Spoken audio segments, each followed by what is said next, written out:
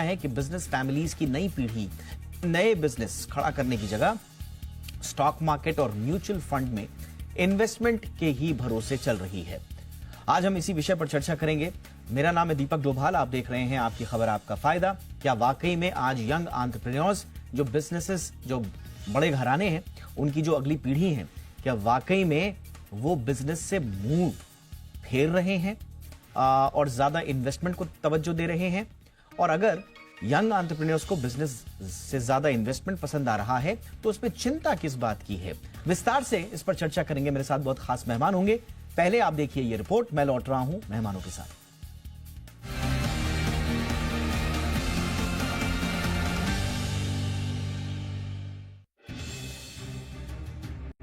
भारत के मशहूर बैंकर और कोटक महिंद्रा बैंक के संस्थापक उदय कोटक ने भारत की अर्थव्यवस्था को लेकर गंभीर चिंता जताई है। उन्होंने कहा कि भारत में एनिमल स्पिरिट यानी व्यापारिक जोश कम हो रहा है।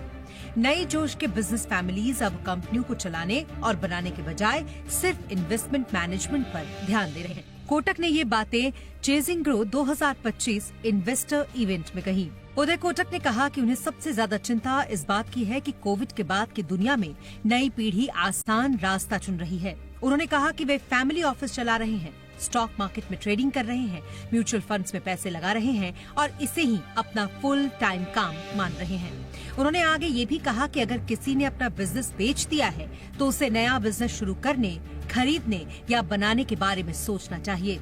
उदय कोटक ने कहा कि युवाओं को रियल वर्ल्ड बिजनेस बनाने चाहिए। आज युवा शुरुआत से बिजनेस क्यों नहीं करना चाहते हैं? स्टार्टअप फंडिंग के महत्व को बताते हुए उदय कोटक ने सवाल किया कि 35 या 40 साल की उम्र के लोग सीधे तौर पर योगदान क्यों नहीं दे रहे। उन्होंने कहा कि वो चाहते हैं कि ये पीढ़ी सफलता के लिए भूखी हो और ऑपरेशनल बिजनेस बनाए। उनका मानना है कि नई पीढ़ी को मेहनत करके बिजनेस बनाना चाहिए, न कि जल्द ही फाइनेंशियल इन्वेस्टर बन जाना चाहिए। इससे पहले नारायण मूर्ति ने सुझाव दिया था कि भारत की प्रगति के लिए युवाओं को सप्ताह में 70 घंटे काम करने पर विचार करना चाहिए। यही नहीं, युवाओं को लेकर एसएन सुब्रमण्यम ने कर्मचारियों को सप्ताह में 90 घंटे काम करने का आग्रह किया था और यहाँ तक कि रविवार को भी काम करने पर विचार करने की बात कही थी। और अब बैंकर और कोटक महिंद्रा बैंक के संस्थापक उदय कोटक ने जेन नेक्स्ट की सोच और काम को लेकर एक नई बहस छेड़ दी है। ब्यूरो रिपोर्ट, जी मीडिया। बहुत ही खास मेहमान इस वक्त हमारे साथ जुड़ चुके हैं। स्वागत करते हैं अजय बग्गा सर का, जाने माने मार्केट एक्सपर्ट हैं। बहुत बहुत स्वागत है आपका बग्गा सर हमारे शो पे। हमारे साथ हैं हर्ष रूंगटा सर, फाउंडर हैं फी ओनली इन्वेस्टमेंट एडवाइजर्स एलएलपी के। बहुत बहुत स्वागत है रूंगटा सर आपका हमारे शो पे। और हमारे साथ हैं आज बहुत ही खास मेहमान डॉक्टर मीता दीक्षित, जानी मानी फैमिली बिजनेस एडवाइजर हैं। Doctor Dixit, good evening ma'am, बहुत बहुत स्वागत है आपका भी हमारे शो पे। चर्चा की शुरुआत बग्गा सर आपसे कर रहा हूँ। पहले तो आप क्या कोटक साहब की बात से सहमत हैं कि जो एंटरप्रेन्योरल जील होनी चाहिए, वो जो एनिमल स्पिरिट होनी चाहिए, वो खास तौर से जो बिजनेस फैमिलीज हैं उनकी यंग जनरेशन में वो नहीं दिख रहा है? आप सहमत हैं सर? देखिए, मेरे पास डेटा नहीं है कि सहमत हूं ना हूं, बट ओवरऑल जो ट्रेंड है, फाइनेंशियलाइजेशन हो रहा है इकोनॉमी का दुनिया भर में। अगर आप देखें, $100 ट्रिलियन अगर ग्लोबल जीडीपी है, $425 ट्रिलियन टोटल फाइनेंशियल एसेट्स हैं। तो अपॉर्चुनिटी बहुत जबरदस्त है फाइनेंशियल एसेट्स में। तो अगर कोई उसमें सक्षम है और उससे वो बेनिफिट उठा रहे हैं तो इसमें कोई मुझे गर्ज नहीं दिखती। ये दूसरी बात है, जरूरी नहीं है कि बिजनेस फैमिली से ही एंटरप्रेन्योर्स निकल के आए। एंटरप्रेन्योर हर एक तबके से, हर सेगमेंट से निकल के आते हैं और ये एक सच्चाई है। एमएसएमई ही सबसे ज्यादा एक्सपोर्ट्स देते हैं, सबसे ज्यादा एम्प्लॉयमेंट देते हैं। नई कंपनियां जो शुरू होती हैं वो नए एंटरप्रेन्योर से शुरू होती हैं। और तीसरी बात मैं ये कहूंगा कि भारत में तो एंटरप्रेन्योरशिप तो बड़ी तगड़ी चल रही है। फैमिली ऑफिसेस भी बहुत खुल रहे हैं। फैमिली ऑफिसेस इसलिए खुल रहे हैं कि वेल्थ क्रिएशन बहुत जबरदस्त हुआ है। पिछले 20-30 सालों में जो वेल्थ क्रिएशन हुआ है उसके चलते अफोर्डेबिलिटी हो गई है कि single family office, multi family office खोले जाएं और उनका स्केल हो गया है कि वो इस तरह का काम कर सके। तो उदय कोटक साहब के बात पे तो मैं टिप्पणी नहीं करूंगा क्योंकि मेरे पास डेटा नहीं है कि बिजनेस फैमिलीज क्या कर रहे हैं। मैं कहूंगा कि एंटरप्रेन्योरशिप किसी के जागीर नहीं है, किसी की विरासत नहीं है। एंटरप्रेन्योरशिप पूरी इकोनॉमी में है और वो तो बहुत सक्षम है, बहुत रोबस्टली चल रही है। एब्सोल्युटली सर, क्योंकि बिजनेस फैमिलीज का थोड़ा सा, क्योंकि अगर हम फोकस्ड एरिया में इसको रखें तो थोड़ा इसमें हम चाहेंगे कि डॉक्टर मीता दीक्षित मैम इसमें ज्यादा प्रकाश डालें, क्योंकि आप तो कई दशकों से फैमिली बिजनेसेस को एडवाइस करती आई हैं। मैम थोड़ा सा बताइए, जो उदय कोटक साहब कह रहे हैं कि एक्टिव बिजनेस ऑपरेशंस को छोड़कर जो यंगर बिजनेस फैमिलीज हैं वो इन्वेस्टमेंट मैनेजमेंट को ज्यादा तवज्जो दे रही हैं और बड़ा वो चिंता भी इस पे जाहिर कर रहे हैं। आप क्या इस बात से सहमत हैं मैम? आपका ऑब्जर्वेशन क्या है? मैं कोटक साहब की बात से बिल्कुल सहमत हूँ कि जो बिजनेस फैमिलीज हैं उसमें जो यंगर जनरेशन है और जिसे हम कहते हैं राइजिंग जनरेशन, जो आज 15 से 20-22 साल की उम्र का है, ये जनरेशन में ज्यादातर इंटरेस्ट उनका जो मैनेजिंग द बिजनेस को चलाने से ज्यादा उनका इंटरेस्ट हो रहा है managing the wealth created by business. अब मैं जैसे बगा साहब ने कहा, पर मैं रिसर्चर भी हूँ एडवाइजर के साथ, तो हमारे रिसर्च में हम कई बार ये देखते आए हैं इन लास्ट स्पेशली लास्ट 4-5 साल में कि यंगर जनरेशन का इंटरेस्ट जो हार्ड कोर बिजनेस जिसे हम कहते हैं ना, ब्रिक एंड मोटर बिजनेस हैं या फैक्ट्री में जाओ, प्रोडक्शन मैन्युफैक्चरिंग टाइप के, वो बिजनेसेस में उनकी रुचि कम होती दिख रही है। हाँ, उसके कारण भी है और ये भी है कि उनकी रुचि आजकल के नए आईटी रिलेटेड या टेक्नोलॉजी रिलेटेड बिजनेसेस में ज्यादा है। और इन्वेस्टमेंट मैं थोड़ा अलग से पहलू ले रही हूँ, नॉट जस्ट इन्वेस्टमेंट पर दूसरे बिजनेसेस में एंटरप्रेन्योरशिप है, पर जो एंटरप्रेन्योरशिप का एक जो अंदर से जो एक आवाज होती है कि मुझे कुछ अलग से करना है, ये हम यंगर जनरेशन में कम ही देख रहे हैं। मतलब कि एंटरप्रेन्योरशिप कोशेंट जिसे कहते हैं या जो फैक्टर है वो थोड़ा डाइल्यूट होते दिख रहा है एज पर रिसर्च डेटा। तो अभी इतना ज्यादा मैं नहीं शेयर कर पाऊंगी, लेकिन वो थोड़ा कम होते दिख रहा है in business families which are mature businesses, legacy businesses, 2 या 3 या 4 जनरेशन पुराने हैं। ऐसे बिजनेसेस में बच्चे प्रेफर करते हैं कि हम पैसे मैनेज करें या और कोई बिजनेस करें। ऑलराइट मैम, ट्रेडिशनल बिजनेस मैं आपसे और डिटेल में आपके इनसाइट्स लूंगा, क्योंकि कहा यह जा रहा है कि this is actually leading to a reduced focus on value creation. तो क्या वाकई में ऐसा हो रहा है? एंड ओवरऑल जो इकोनॉमी के इम्पैक्ट उस पर होंगे, मैं उस पर भी आऊंगा। मैं रूंगटा सर के पास अब आऊंगा। रूंगटा सर, अब एक पुराना सवाल अब वापस सतह पर घूमकर आ गया है कि अब, और जैसा बग्गा सर ने कहा कि सिर्फ बिजनेस फैमिलीज की ही नहीं, मैं तमाम बड़े स्पेक्ट्रम में बात कर रहा हूं, और बुनियादी सवाल आ जाता है कि साहब इन्वेस्टमेंट के हिसाब से वेल्थ क्रिएशन किया जाए या फिर बिजनेस का रास्ता अख्तियार किया जाए। आपकी इस पर क्या राय है सर, और यंगर जनरेशन को लेकर आपके ऑब्जर्वेशन क्या है? मेरे ख्याल से इन्वेस्टमेंट तो एक इनपुट है वेल्थ क्रिएशन में। तो एक इनपुट इन्वेस्टमेंट होता है, एक इनपुट एंटरप्रेन्योरियल ज़ील होती है, एक इनपुट आइडिया होता है, एक इनपुट एग्जीक्यूशन होता है। तो ये जरूरी नहीं है कि ये एक ही जगह से आए और कभी भी नहीं आएगा। तो ये जो एक एंटरप्रेन्योरियल एक्सप्लोजन है, श्योर मैन्युफैक्चरिंग में इतना ज्यादा नहीं हुआ है, लेकिन सर्विसेज में और आईटी रिलेटेड सर्विसेज में और भी कई सर्विसेज में, कंज्यूमर रिलेटेड सर्विसेज में एकदम एक्सप्लोजन जो हुआ है, उसकी फंडिंग काफी हद तक यही जो इन्वेस्टमेंट्स जो कर रहे हैं पुराने इन्वेस्टमेंट फैमिलीज, तो उन्होंने अगर अपना रोल बदला है, तो मेरे ख्याल से ये कोई गलत बात नहीं है, as long as overall pool जो है एंटरप्रेन्योरियल का, एक इनपुट एंटरप्रेन्योर्स का है, एक इनपुट इन्वेस्टमेंट्स का है। तो इन्वेस्टमेंट्स का पूल बढ़ा है, वो बहुत ही अच्छी बात है, बढ़ना भी चाहिए। एंटरप्रेन्योरियल पूल कम हुआ है ऐसा मुझे तो नहीं लगता। हो सकता है कि कोई एक पर्टिकुलर तबके में, जैसे पुरानी फैमिलीज जो है, हो सकता है उस तबके में ये थोड़ा सा कम हुआ हो, बट वो इसके सपोर्ट में बात जो कही जा रही है कि जो लो रिस्क एपेटाइट है वो इसलिए देखा जा रहा है खासतौर से पोस्ट पैंडेमिक, क्योंकि अनसर्टेनिटीज और वॉलेटिलिटी इतनी देखी है इकोनॉमिक साइकिल्स में यंगर जनरेशंस ने कि वो हेजिटेंट हो रहे हैं कैपिटल इंटेंसिव बिजनेसेस के लिए। तो आप इससे सहमत हैं सर?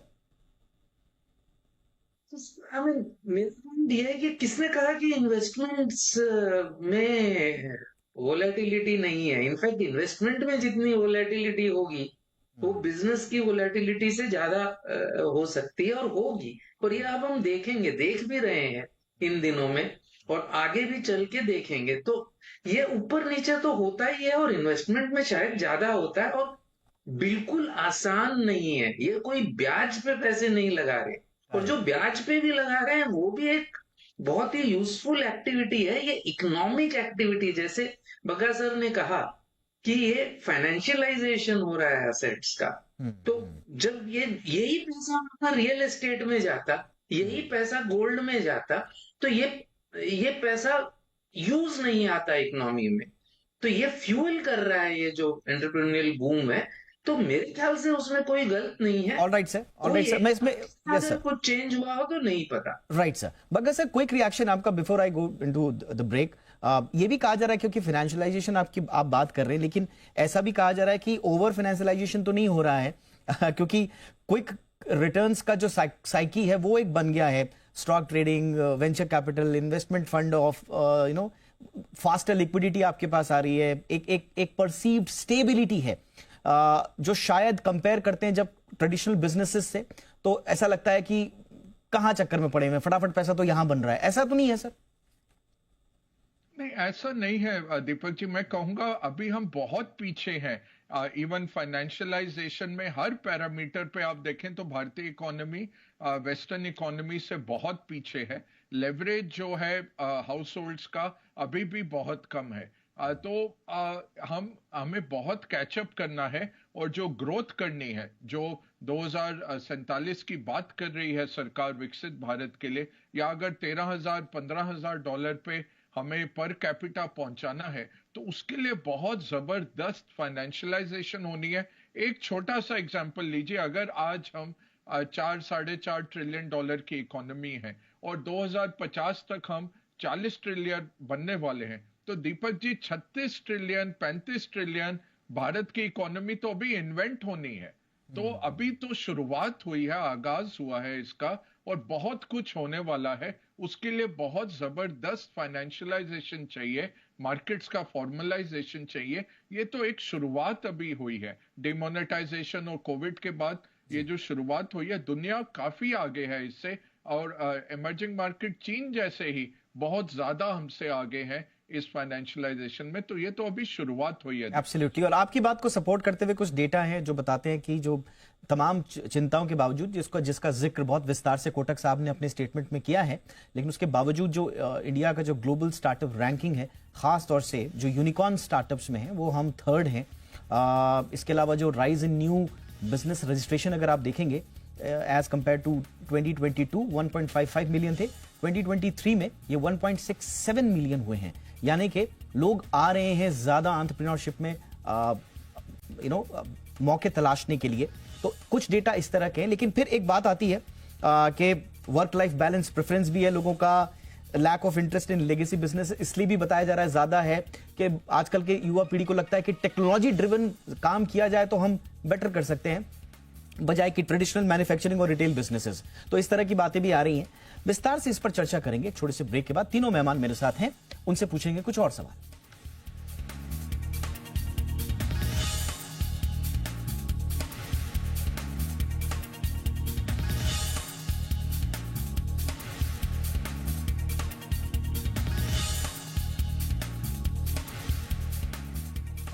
प्रायोजक कामधेनु पेंट्स, दिल के रंग दीवारों पे।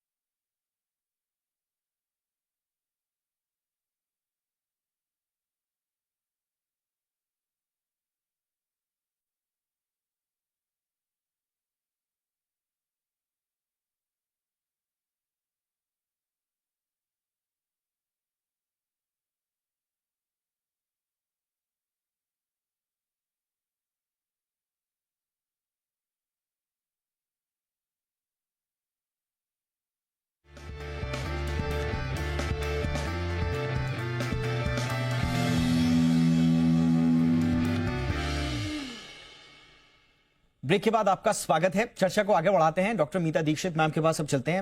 मैम, अभी मैं कुछ डेटा देख रहा था, बड़ा इंटरेस्टिंग डेटा है और ऐसा लग रहा है कि इन्वेस्टमेंट मैनेजमेंट एक तरह से अब ग्लोबल ट्रेंड बन चुका है। UBS global family office report बताती है, 2024 की है, कि जो वेल्दी फैमिलीज हैं वर्ल्ड वाइड वो शिफ्ट हो रहे हैं इन्वेस्टमेंट मैनेजमेंट की तरफ, और जो ग्लोबल फैमिली ऑफिस मार्केट है वो 18% के सीएजीआर से बढ़ रहा है। 6 ट्रिलियन इन एयूएम हो चुका है ma'am.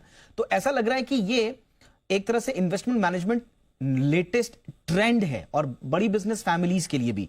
Do you agree with that? और इसके साथ एक जो आर्ग्यूमेंट आता है कि ठीक है, जो बड़े इन्वेस्टमेंट पोर्टफोलियोज को मैनेज करना भी, जैसा सर बता रहे थे कि वो बच्चों का खेल तो नहीं है, ये भी एक तरह से आप इसको एक लेजिटिमेट फॉर्म ऑफ एंटरप्रेन्योरशिप क्यों नहीं मानते फिर? ये चीज में आपकी बात सही है, और आपका जो रिपोर्ट, जो डेटा आपने बताया वो भी सही है कि ग्लोबली ये पूरा ट्रेंड चल रहा है इन्वेस्टमेंट की तरफ से। पर एक चीज हमारे लिए, हिंदुस्तान के लिए, हमें एक समझना जरूरी है कि हमारी 82% of our industry is made up of SME, small medium enterprises. मतलब जब 82% की जो हमारी इंडस्ट्री है वो एसएमईज हैं, वहां पे वो फैमिलीज या वो बिजनेसेस हैं, उनकी क्षमता नहीं है फैमिली ऑफिसेस बनाने की, उनके पास वो जो वेल्थ नहीं क्रिएट हुई है कि जिसे वो फैमिली ऑफिस बनाए। तो फैमिली ऑफिस बनाने वाली कंपनियां हैं, वो कई कंपनियां फर्स्ट जनरेशन एंटरप्रेन्योर्स जो सक्सेसफुल हुए हैं, यस, वो बनाते हैं।